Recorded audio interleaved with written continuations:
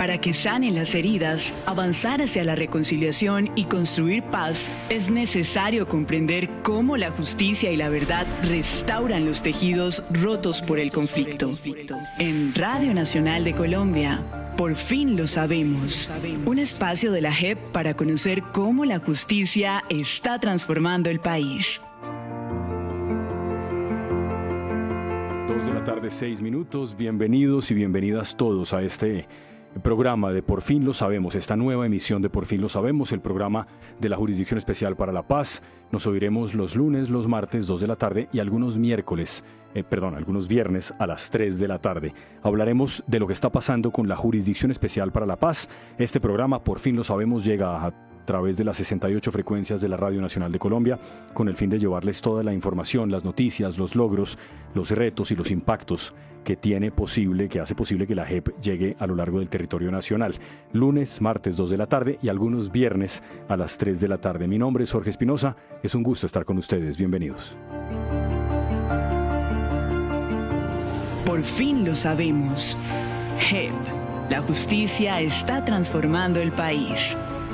Hablaremos de una noticia reciente, de algo que acaba de pasar en la Jurisdicción Especial para la Paz, de los 6 exintegrantes del último secretariado de la extinta guerrilla de las FARC, que fueron imputados por la Sala de Reconocimiento de Verdad de la JEP como máximos responsables por delitos como el reclutamiento ilícito y la utilización de niños y niñas, así como por otros crímenes de guerra que se cometieron en contra de los menores de edad, de los niños y las niñas, en este contexto de la vida al interior de sus filas, malos tratos, torturas, homicidio, violencia sexual, reproductiva y también por prejuicio. Los imputados: Rodrigo Londoño Echeverry, Jaime Alberto Parra, Milton de Jesús Toncel, Pablo Catatumbo, Pastor Lisandro Alape y Julián Gallo Cubides.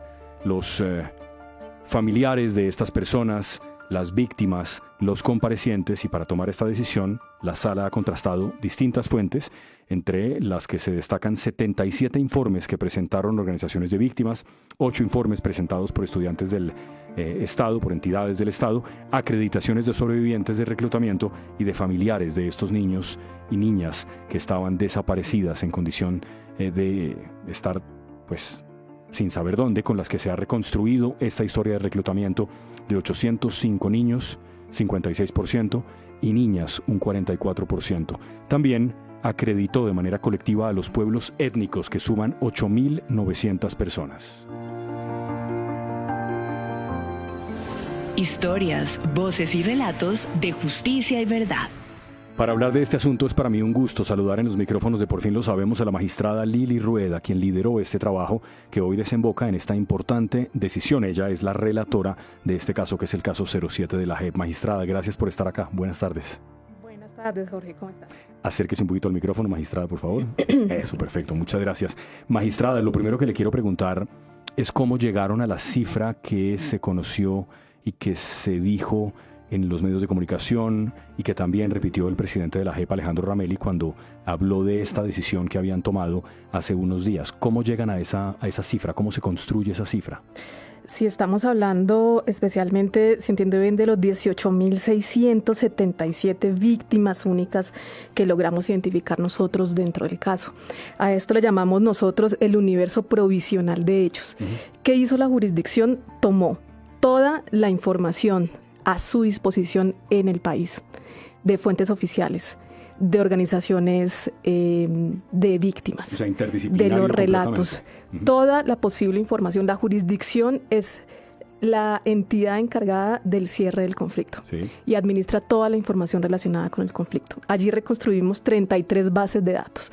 Cruzamos esa información, identificamos víctimas únicas con unos ejercicios técnicos que nos permiten no duplicar víctimas, eso es muy importante en ese proceso, sí, y encontramos que desde 1971 hasta 2016 hay 18.677 víctimas únicas para el fenómeno de reclutamiento de niños y niñas a manos de las antiguas FARC-EP.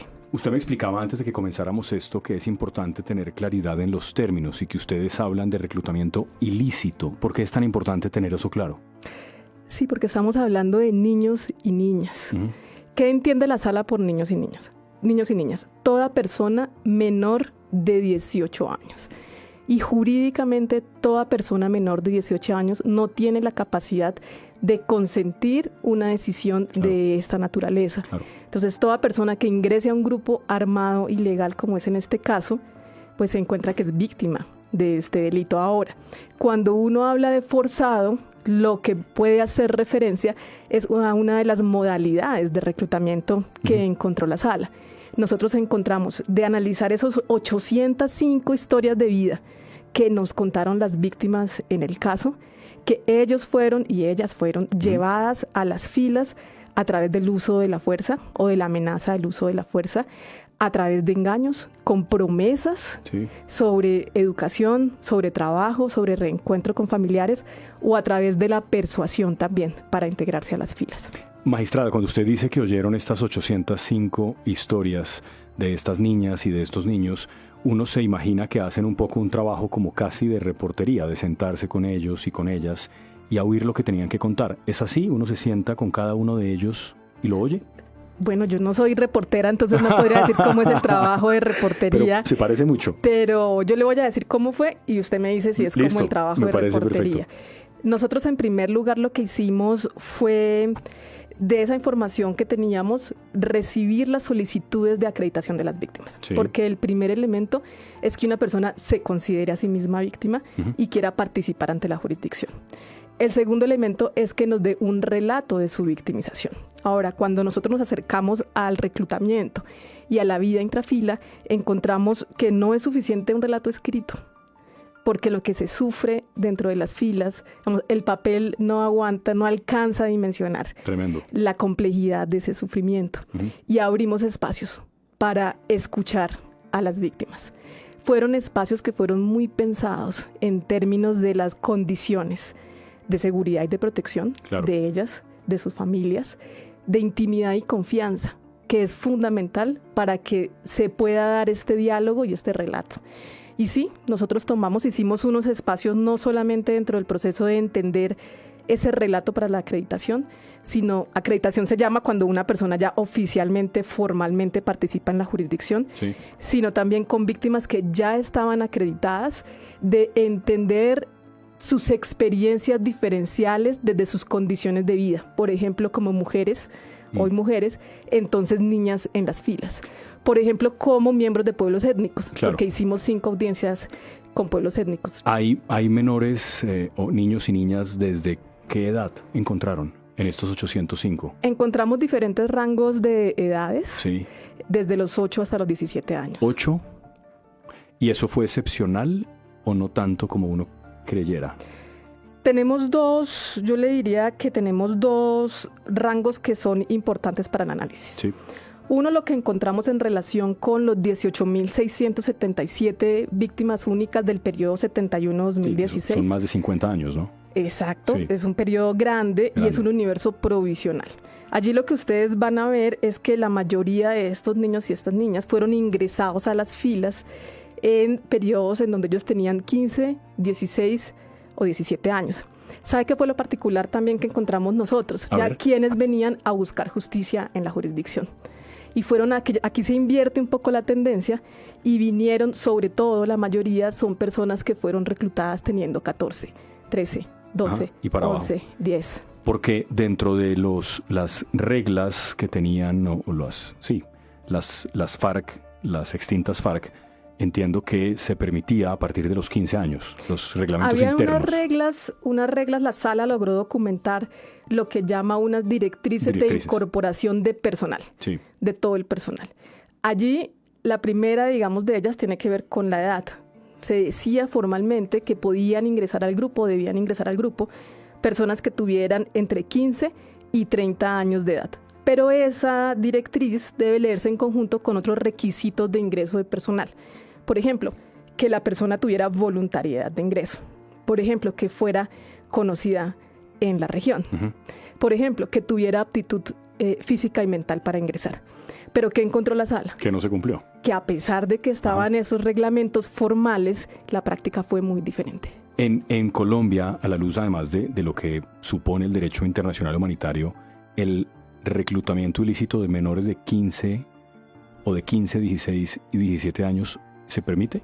En Colombia, en el derecho nacional, es delito desde 1997. Bien. Muy importante. Pero es importante también que tengamos en cuenta un asunto de técnica jurídica, si se quiere, sí. que tiene que ver con los marcos normativos que regulan el trabajo de la jurisdicción y tiene que ver con la aplicación del derecho internacional y el derecho nacional. Bajo el derecho internacional, en la figura, digamos, principal normativa de este derecho a efectos de los crímenes de guerra, que es el Estatuto de Roma, es crimen de guerra el reclutamiento de niños y niñas menores de 15 años. Perfecto. Magistrada, antes de ir con algunas voces que tenemos del magistrado Ramelli y también de otras personas que son importantes en este caso, ¿cómo se puede definir y entender el tipo de responsabilidad por el cual se están imputando a estos 6 exmiembros de las FARC? ¿Y qué tiene que ver con ser los máximos responsables de estos delitos, que son por supuesto delitos atroces? Yo leí algunos de ellos: tortura, homicidio, violencia sexual, reproductiva y por prejuicio.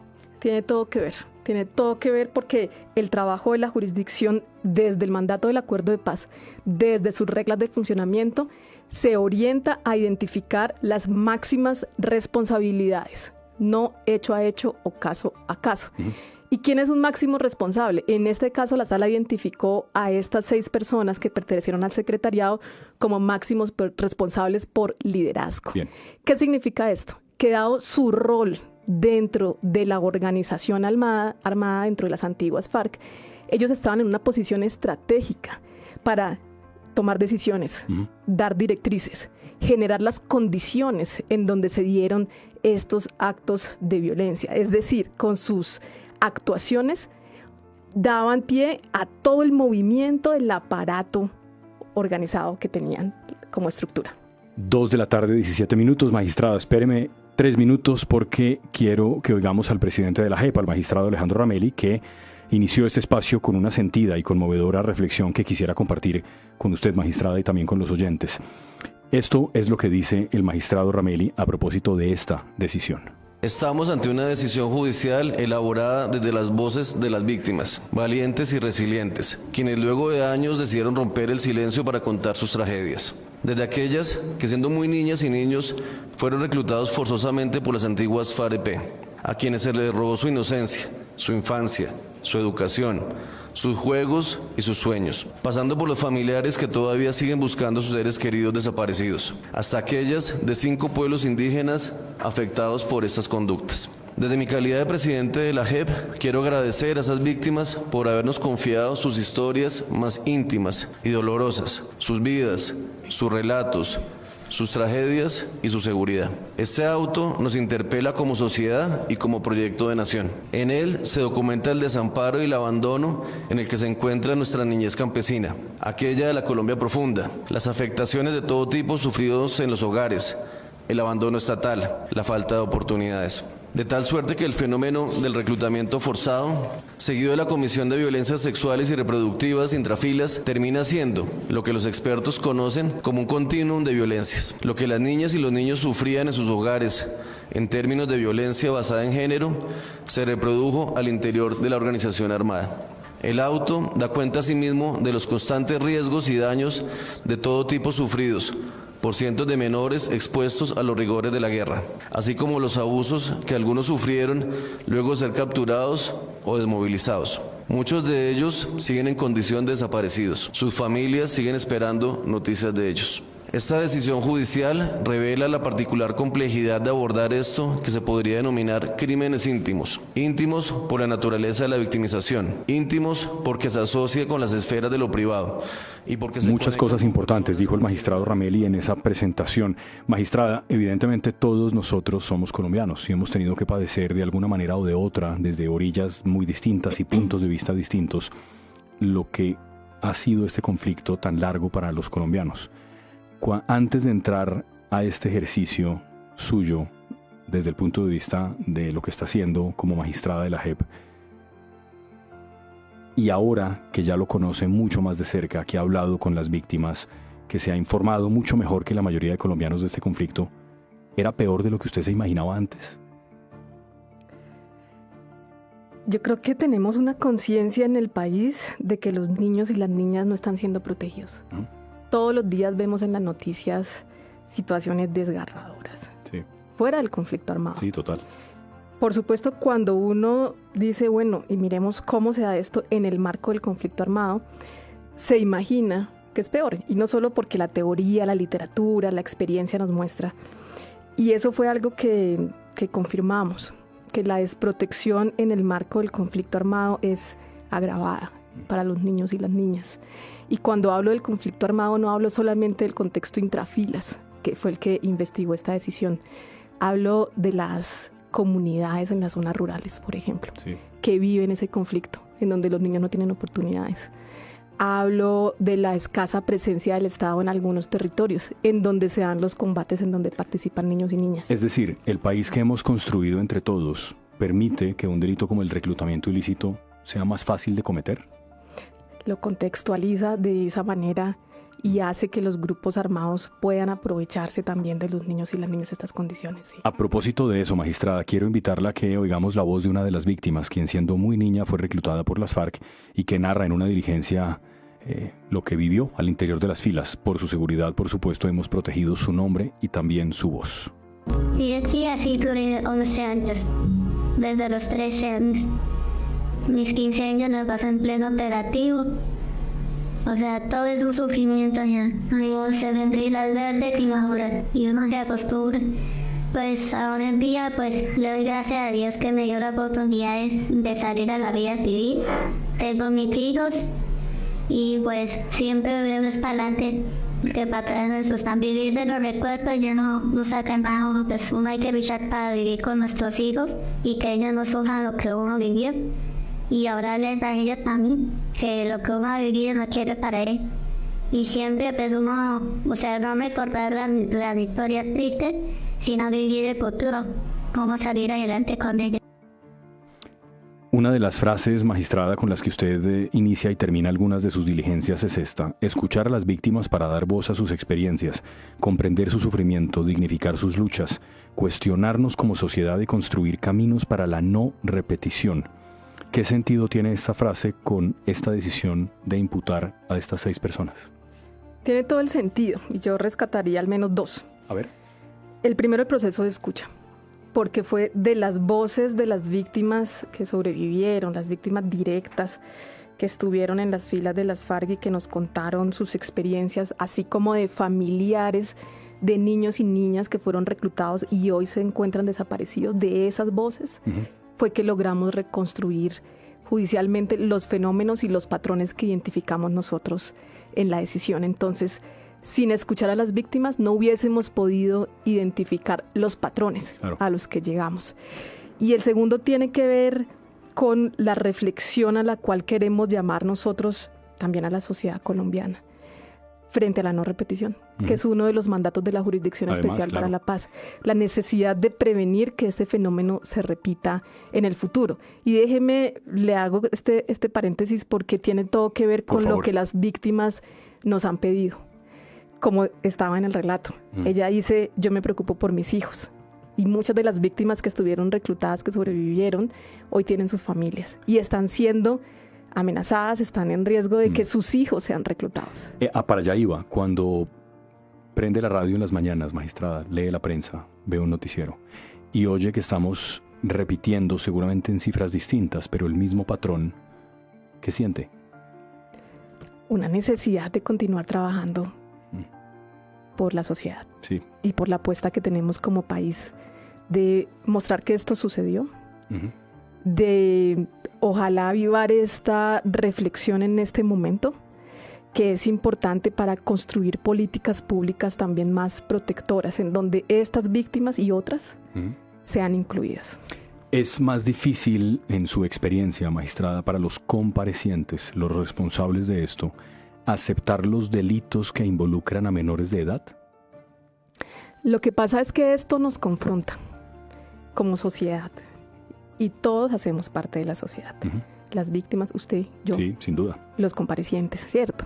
Y cuando tenemos una decisión como esta, con los hallazgos que han sido descritos sí como desgarradores, que son los hechos más graves y representativos que encontramos nosotros en la jurisdicción, pues nos pone en un rol en donde yo estaba en ese momento como parte de una sociedad en donde se da esto. Y allí todos nos vemos interpelados desde las diferentes posiciones que tuvimos. ¿Recuerda cuál fue el periodo más crudo de esta práctica? El momento, así como está identificado el momento en el que las ejecuciones extrajudiciales tienen un pico, suben de manera dramática. ¿En esto también se logró identificar cuál es ese momento? ¿Cuál es ese momento? Nosotros identificamos del trabajo de reconstrucción de ese universo provisional de hechos que hubo dos décadas, del 96 al 2016, en donde hubo 4 picos particulares de reclutamiento de niños y niñas. Y más interesante que eso, y a la vez más triste, diría yo, es los momentos del conflicto en esas 2 décadas, porque identificamos que, por ejemplo, en la zona de distensión, en donde en esa parte del país no había conflicto, se facilitó la entrada de niños y niñas a las filas porque había más presencia también de la organización con las comunidades. Pero en los momentos del conflicto en donde estaban más altas las confrontaciones y las hostilidades, también. ¿Por qué? Porque se necesitaba más personal para, digamos, enfrentar esas confrontaciones. ¿Qué quiere decir esto? Que en todos los momentos de la guerra, la niñez se vio afectada. Magistrada, yo sé que no corresponde a este caso en particular, pero en ese universo de cosas que ustedes han visto, descrito, contado y juzgado ahora, ¿la fuerza pública también tuvo que ver en reclutamiento? Nosotros tenemos, y gracias por esa pregunta, al interior del caso 7, que le llamamos nosotros de reclutamiento y utilización de niños y niñas, 2 subcasos. Uno que tiene que ver con las antiguas FARC, que es en donde la sala está presentando hoy sus hallazgos, pero también uno que tiene que ver con la fuerza pública. Allá hemos encontrado un nivel de documentación muchísimo menor y de demanda de justicia muchísimo menor que el que encontramos con las FARC. ¿Quiere decir esto que no sucedió? No es lo que estoy diciendo. Quiere decir que necesitamos metodologías y abordajes particulares para enfrentar ese nivel más escaso de documentación. Los menores de edad fueron también objeto de crímenes de guerra por parte, menores de edad, niños y niñas, reclutados ilícitamente por las FARC, fueron también objeto de crímenes de guerra a manos de la fuerza pública. Nosotros identificamos unos hallazgos que nos hablan de esta desprotección como generalizada, de la que estábamos hablando. Y hubo un momento particularmente riesgoso y de vulnerabilidad para las víctimas que ya habían pasado por el reclutamiento por parte de las FARC, en donde fueron violentadas, según nos cuentan ellas también, por fuerzas militares, que fue el momento de la salida del grupo. Y allá en la decisión ustedes van a ver los tipos de violencias que logró encontrar la sala. Sí, yo recomiendo específicamente que se peguen una leída, una mirada a lo que dicen de la Operación Berlín, que es una cosa muy impactante. Magistrada, nos queda 1 minuto para que nos cuente qué pasa ahora, qué viene ahora, qué es lo próximo que va a ocurrir. Lo que viene ahora es que con la identificación de los patrones y de los demás hallazgos que pusimos nosotros sobre la mesa y presentamos a la sociedad y particularmente a los comparecientes, a los 6 exintegrantes del secretariado, ellos tienen la oportunidad de reconocer o de no reconocer. Tienen 30 días hechos. Para eso. Tienen 30 días hábiles para poder hacer esto. Y dependiendo de si hay reconocimiento o no, si hay aporte a la verdad, si hay colaboración con los derechos de las víctimas, se habilita una de 2 vías. Si hay reconocimiento, vamos por la vía restaurativa, que es como el ADN de la jurisdicción, está muy en la naturaleza nuestra. Y si no, se habilita una vía adversarial, en donde si llegan a ser vencidos en juicio por estos hechos, pueden enfrentar una pena privativa de hasta 20 años de cárcel. Magistrada Lili Rueda, gracias por estar con nosotros esta tarde en Por Fin Lo Sabemos. Que pase una buena tarde. Muchas gracias por la invitación. Nos oímos mañana también en Por Fin Lo Sabemos. Pueden oír este contenido y otros contenidos de la JEP en podcast de la JEP, en sala de prensa de la página www.jep.gov.co. También pueden acceder a ello en las cuentas de Facebook y YouTube de la jurisdicción.